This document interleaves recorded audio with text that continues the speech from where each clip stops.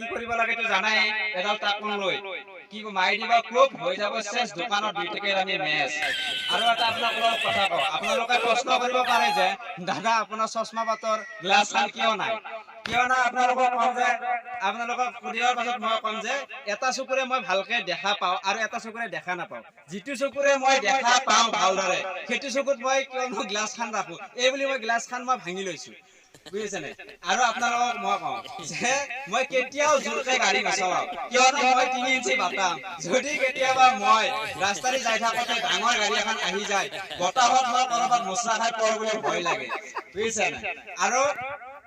এটা মই গান গাবলৈ কৈছো আপোনালোকক গানটো মই গাই আছো আপোনালোকে ভুললে কি কৰিব লাগে জানা কৈছোৱে মই আপোনালোকক গানটো হ'ল মা আমি মেডিকেল যামে মা আমি কোভিড ভ্যাকসিন লবে কোভিড নুবো ও আসাইনা হেমন্ত মামা আনি আছে তা জি হে লাগে কোভিড ভ্যাকসিন লবে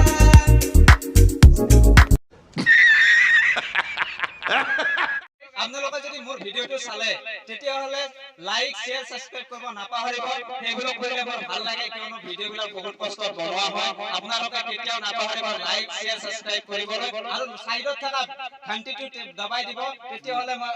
আপোনালোকক মই ভিডিও দিয়াৰ আগত আপোনালোকৰ